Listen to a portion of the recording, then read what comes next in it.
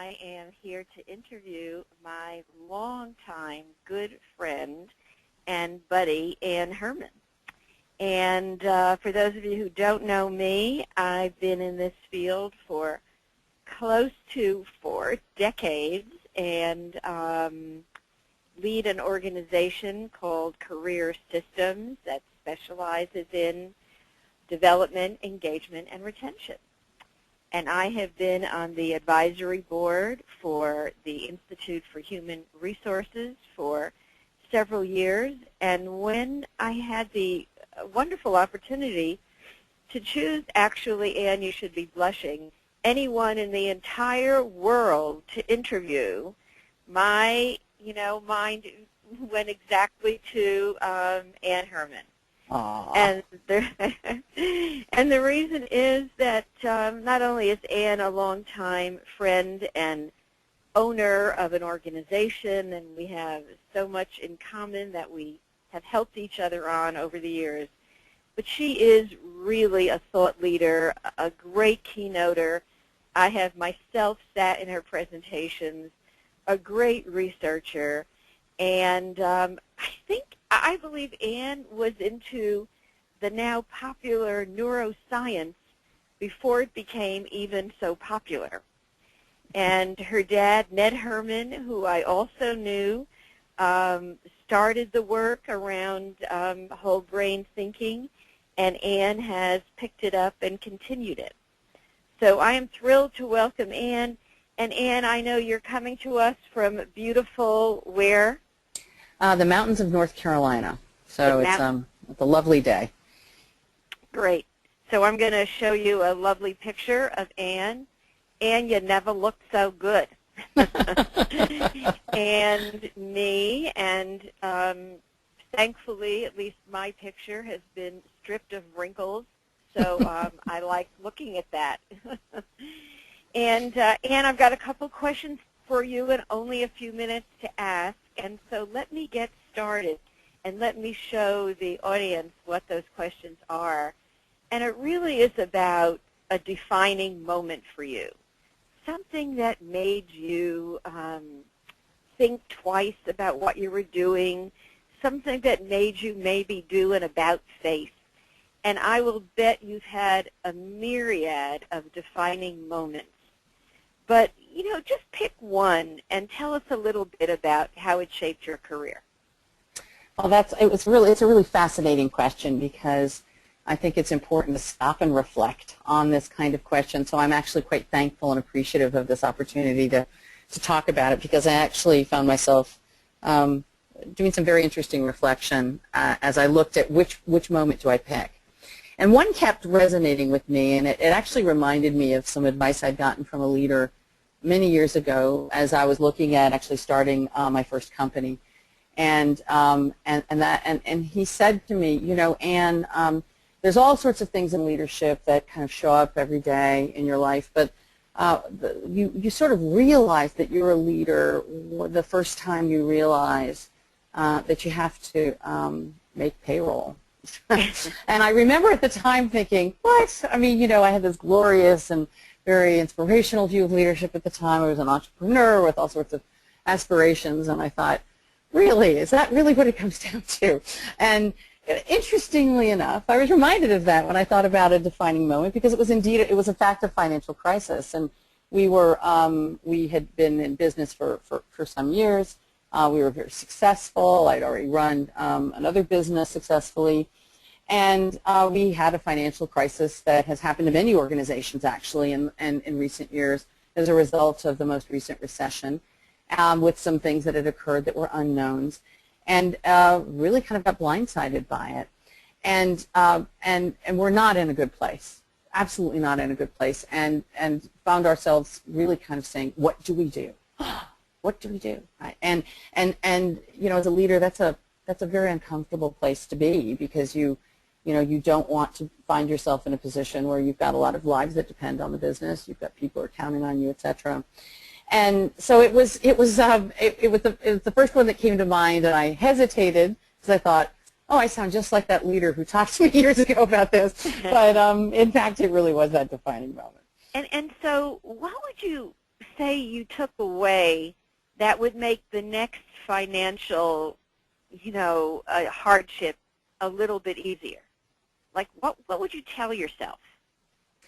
Well, it was interesting because as I reflected on it, it was actually a lovely thing to be able to do what you might call a post-mortem on. I hadn't thought about it for some time.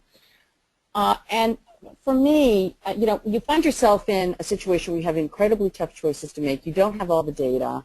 There are a lot of unknowns. And you worry about your team. You worry about yourself. And you do the best that you can to gather all the information that you have and then take action. And so the reason it's a defining moment is I think it's kind of the true grit of leadership really shows up. You're in a situation that requires action, requires reflection, requires thoughtful consideration, and then you do the best that you can do, right? So from a learning perspective, what I take away from that is how much a situation of discomfort like that is a true learning experience. Right. And for me, the growth that I experienced myself personally in going through and navigating through that situation and having my team engage with me as we went through that together was personally a great growing experience as well as for the team. And so often we have this knee-jerk reaction to discomfort as being something that we don't like. And Right. if you could reframe it as learning, it changes the nature of the game. And so it was a significant learning experience. I actually refer back to much of the learning that I had around looking at the kinds of assumptions I make, understanding, how critical business partners are to our core relationships as an organization, really not underestimating the capability of the team, et cetera. So, crisis and discomfort is all about learning, and if you can remember that while it's happening, it might make it a little bit easier to accept. So, crisis and discomfort. If you could give a young, aspiring leader a way of tunneling through crisis and discomfort, what would you say other than buck up, Buster? Sure. What might you say? Yeah. So there's several inherent messages there, but I would say, and I actually don't think it's really buck up, Buster. It's about saying to yourself, okay, so I don't know everything here. What is it I need to learn to be able to navigate through this situation? And there's so many variables that you cannot control. The one thing you can control is you and your behavior. Right. And I think that's what's, if as I talk to young leaders, and I mentor several young women, and I found that this is a theme that's a recurring theme. And as a leader, you feel like you sort of are in control, you need to control, etc. There's much that you do not control. What you can control, however, is how you respond to the situation, how you engage in it, and people will take heed as they watch you navigate through this. So it's about really understanding your own process and making sure that you realize, first of all, I'm not in control. This is a learning situation. The only thing I can really control is how I handle it, what I do with it, what data I gather, how I interact with my team. And it's being authentic about, yes. Where you are in the whole process. And so as a last question, this all the changes you faced as an owner, I've faced as an owner, I know that you are reflective because you and I have reflected together. Mm-hmm. Do you have a process for pausing and thinking and being reflective? Yes, I do actually. And the brain research that we do shows that this requires great intentionality. If we just sit back and sort of say, gee, I hope that reflection moment's going to come to me, not only may it not, but chances are you may not even pay attention to it. because we're in overload so much of the time, and our brains are just not designed to do the stop and pause thing. It's kind of the ultimate stop and think moment. So a few of the suggestions I have that actually in the processes that work for me is to be excruciatingly intentional, and that means that I actually book an appointment with myself. Many people are constantly in meetings. They're constantly meeting with other people. They don't actually set up a meeting with themselves. So I actually book it. It's in my calendar. People know that it's important time. It's just as important as any meeting I might have with somebody on the outside of the business. And I do that on a regular basis. I actually have that thinking time blocked every week. I try to do it every day. I'm not always as successful doing it every day. And then you also have to take blocks of time where you do a personal retreat. And, a lot of people have heard about Bill Gates has found this to be very important for him. Many, many leaders out there to take that time. And it's basically designating thinking time.